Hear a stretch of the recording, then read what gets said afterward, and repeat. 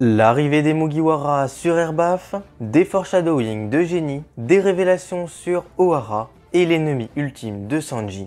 Bienvenue dans la quête.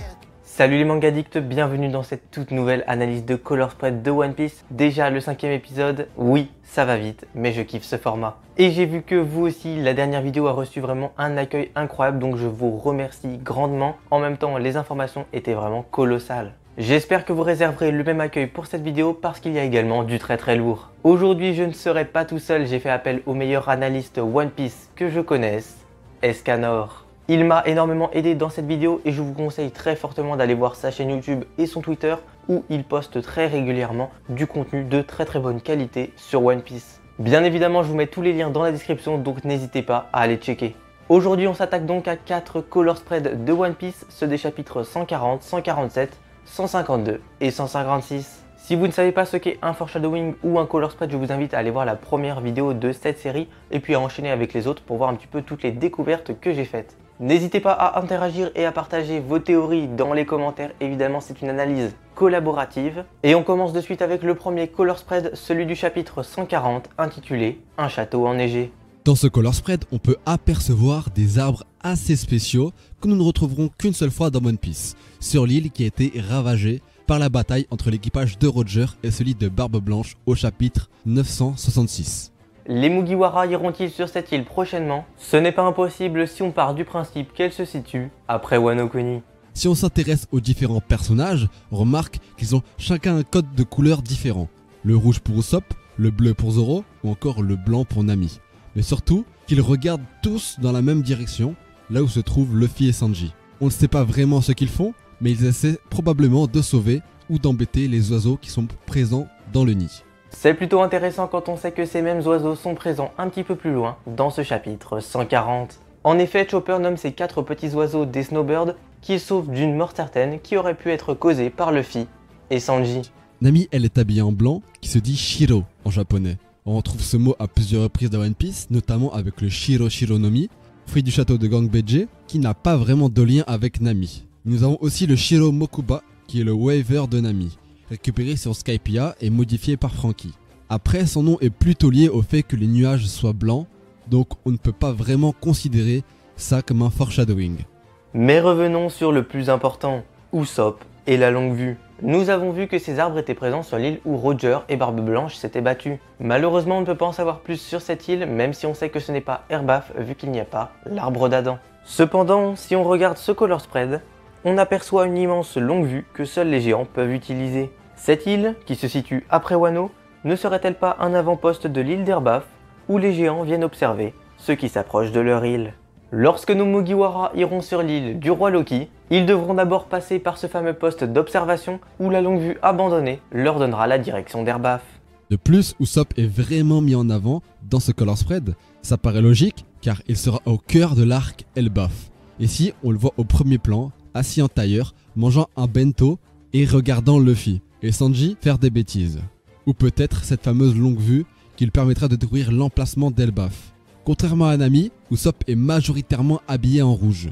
Cette couleur est vraiment prédominante dans ce color spread car on la retrouve également sur le dos de Karoo, le t-shirt de Luffy, les Snowbirds, les poutres métalliques et le calamar que mange Usopp. Pour rappel, nous avons vu dans la précédente vidéo que la couleur rouge était liée à l'arc Elbaf grâce aux personnages de U-Rouge et de Shanks. Et pour finir, nous avons remarqué que les 3 petites pointes présentes au-dessus du i du logo de One Piece ressemblent étrangement au logo que les Tenryubito apposent sur leurs esclaves. Alors, est-ce qu'il y a un lien? Je ne sais pas, je vous laisse me dire ça dans les commentaires. Au niveau du color spread, pour le chapitre 147, on aperçoit un des rois des mers que l'on verra à plusieurs reprises dans le manga, notamment au chapitre 101 lors de l'arrivée des Mugiwara sur Calm Belt et au chapitre 647, soit 500 chapitres après ce color spread, au moment où les rois des mers stoppent la chute du bateau de Noah à la fin de l'arc de l'île des hommes poissons. De plus, ces monstres marins suivent Luffy des yeux et on sait actuellement que les rois des mers attendent la venue de Luffy pour la guerre finale. D'ailleurs, si on se concentre sur Luffy, on aperçoit qu'il court tête baissée et le sourire aux lèvres dans une direction. Il possède un sac avec des morceaux de viande, des lunettes plutôt intrigantes, mais surtout une sorte de gourde accrochée autour de son cou. Ça ne vous rappelle rien? Et si, cette gourde ressemble très fortement au tonneau rempli d'eau que Toto donne à Luffy au chapitre 165, mais qui ne lui sera malheureusement d'aucune utilité dans son premier combat contre Crocodile, alors qu'elle lui sauvera la vie à la fin de son second combat. D'ailleurs, si vous avez vu les précédentes vidéos, vous reconnaissez sûrement le sac que porte Sanji. Nous l'avions vu dans le color spread du chapitre 100, de couleur violette. On le retrouve également 2 fois sur la couverture du tome 12, mais surtout au chapitre 41, lorsqu'Usopp quitte le village de Shiro pour rejoindre les Mugiwara. Vous pensez que c'est tout? Bien sûr que non. On retrouve par exemple 2 sacs à dos identiques à celui-ci dans le même chapitre. Après la pause des 2 ans, nos Mugiwara se retrouvent à Sabaody où nous pouvons tout d'abord voir Sanji avec un sac vert, puis Luffy avec un sac jaune. Tous deux au chapitre 598. Alors, est-ce le même sac depuis le début? Est-ce que tous les Mugiwara possèdent leur propre sac? Ou est-ce que tout simplement Oda ne connaît qu'un seul type de gros sac à dos? Mais le plus intéressant est probablement Usopp qui possède un nombre faramineux d'easter eggs dans ce color spread. On commence tranquillement avec le paquet violet qu'il a dans le dos. Il me fait beaucoup penser à Enma, le futur sabre de Roronoa Zoro. Même si je ne pense qu'il n'y a aucun lien, les couleurs sont identiques et la taille correspond. Mais Usopp a surtout 2 liens avec Ace, ce qui est plutôt bizarre. Le premier lien, c'est bien entendu les 2 étoiles qui sont présentes sur son porte-monnaie géant en bandoulière. L'une sourit et l'autre est triste, exactement comme les 2 smileys présents sur le chapeau de Ace. Usopp possède également 3 montres sur le bras qui peuvent être vues comme une référence à Ace, Sabo et Luffy. En effet, on sait que les personnages importants de One Piece sont quasiment tous associés à une couleur. Or ici, on retrouve le bleu qui est associé à Sabo, le rouge à Ace et le jaune à Luffy. Alors oui, c'est peut-être tiré par les cheveux, mais avec un peu d'imagination, nous aurions pu deviner l'existence du frère de Luffy.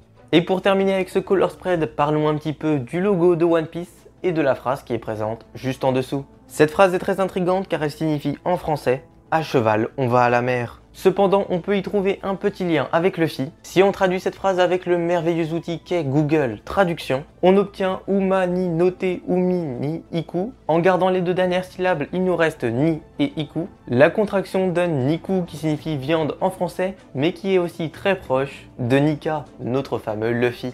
De plus, le logo O du logo de One Piece représente l'Unicode U plus 2609, le symbole astronomique du soleil, mais également celui de l'or en alchimie.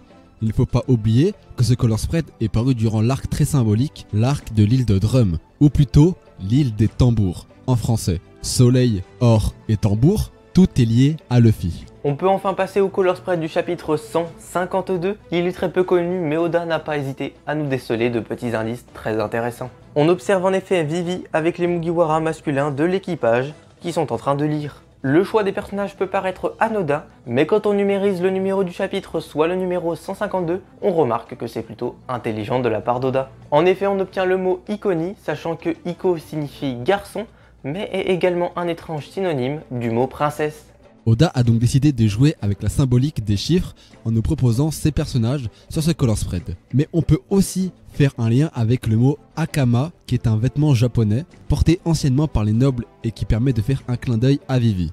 Enfin, nous avons un 3e lien avec ce chiffre car Ikonian est une mascotte féline du château de Ikone autour duquel se situent de nombreux cerisiers, tout comme à Drum. En plus, c'est dans ce chapitre que Chopper est recruté par les Mugiwara et dans lequel il deviendra leur mascotte, tout comme le Ikonian.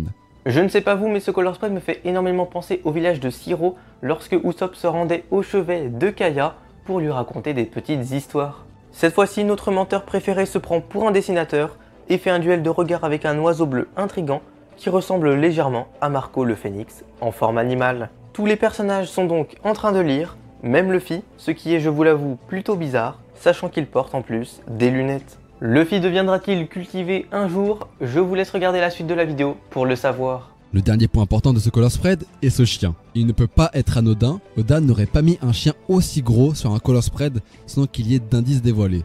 Dans One Piece, on retrouve plusieurs personnages liés au chien, notamment Akainu qui signifie le chien rouge, Monkey D. Garp avec son masque de chien, mais surtout Lasso, un bazooka ayant mangé le fruit du Bassé grâce à Vegapunk, et qui apparaît pour la première fois seulement 5 chapitres après celui-ci. Qu'y a-t-il d'important, me direz-vous? Eh bien dans ce color spread, nous pouvons voir un lien direct avec l'arc actuel, celui d'Egghead. Oui, vous ne rêvez pas. Évidemment, je vais spoiler, donc pour ceux qui n'ont pas lu les 5 derniers chapitres, ceux qui ne sont pas à jour, je vous conseille vraiment d'aller au timecode jusqu'ici pour ne pas être spoilé, même si je vous conseille fortement d'aller lire l'œuvre et les scans. Ce chien qui peut donc nous faire penser à Lassou, le fameux bazooka transformé en chien par Vegapunk, nous lie à ce petit génie.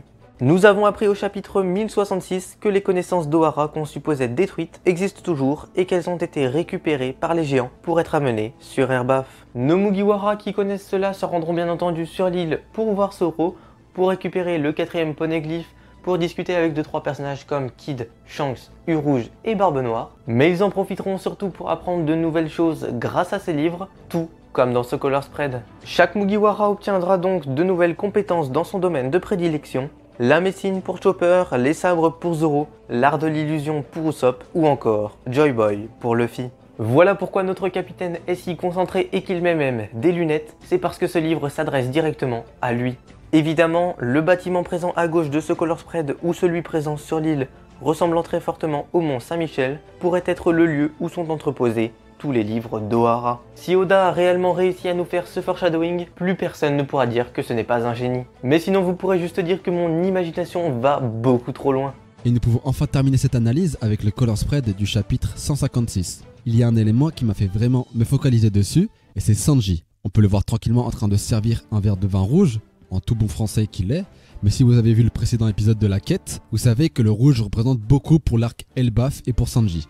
En effet, je vous disais que le liquide de couleur rouge que boit Sanji peut nous faire penser à plusieurs choses. Sa sœur Reiju, les personnages de Shanks, U-Rouge, Kid et même maintenant Aguardi Zoro, mais surtout au terrible serpent rouge de sang. Ce serpent, mentionné par les géants Dory et Brogy au chapitre 129, serait la seule créature sur Terre à résister aux armes des géants. Le sang rouge peut très bien faire référence à du sang humain et j'avais théorisé que ce serpent serait Jormungand, un immense serpent de la mythologie nordique et fils de Loki.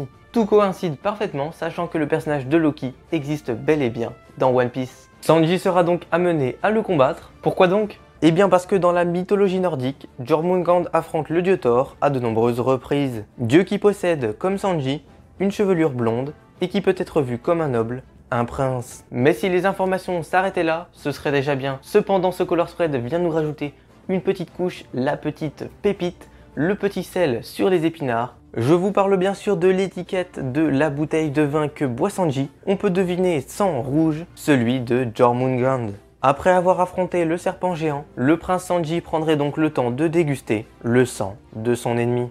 Évidemment, Sanji est tellement important dans ce Color Spread qu'Eiichiro Oda n'a pas pu s'empêcher de déceler d'autres indices intéressants. Si on observe attentivement les détails de sa ceinture, on remarque un crâne très similaire à celui présent sur Onigashima. Si on observe les autres Mugiwara, on remarque une fois de plus que seuls les hommes sont présents et qu'ils possèdent des vêtements déchirés, comme s'ils étaient traqués en pleine survie. Cela arrivera-t-il un jour? Ça me paraît plutôt compliqué. Enfin, le géant squelette présent dans ce Color Spread ne peut pas être anodin, et c'est très probablement celui d'une créature antique ou d'un roi des mers, après la baisse du niveau de la mer. Vous ne comprenez pas? Eh bien je laisse Escanor vous expliquer tout ça. En effet, si on part du principe que ce squelette est celui d'un roi des mers, il n'a pas pu se retrouver en plein désert. Le fait qu'il ne reste que les eaux prouve qu'il est là depuis bien longtemps, probablement avant le siècle oublié. Oda chercherait donc à faire une critique de la société en dénonçant le réchauffement climatique causé par le gouvernement mondial, afin de faire baisser le niveau des mers et de garder une place au sommet du monde, au-dessus de Red Line. Il leur était impossible de construire ce gigantesque mur au-dessus de la mer, alors ils ont décidé de baisser le niveau de l'eau afin de montrer leur supériorité au reste du monde. Eiichiro Oda critiquerait donc ici la société et la destruction de Red Line permettrait au monde entier de vivre sur le même pied d'égalité au même niveau de l'eau. C'est donc terminé pour cette analyse, j'espère que ces théories vous ont plu, que vous y croyez un petit peu. N'hésitez pas à dire dans les commentaires laquelle vous avez préférée et laquelle vous paraît le plus plausible. Je remercie grandement Escanor qui m'a beaucoup aidé dans l'écriture de cette vidéo et qui a en plus eu la gentillesse d'intervenir. Foncez voir son contenu, que ce soit sur YouTube et sur Twitter, vraiment c'est incroyable, tous les liens sont dans la description. Il propose des analyses et des théories très poussées sur One Piece et je suis sûr que vous allez apprendre un tas de choses avec lui. Merci à vous d'avoir suivi la vidéo. Sur ce, c'était Mythos. Prenez bien soin de vous. Salut.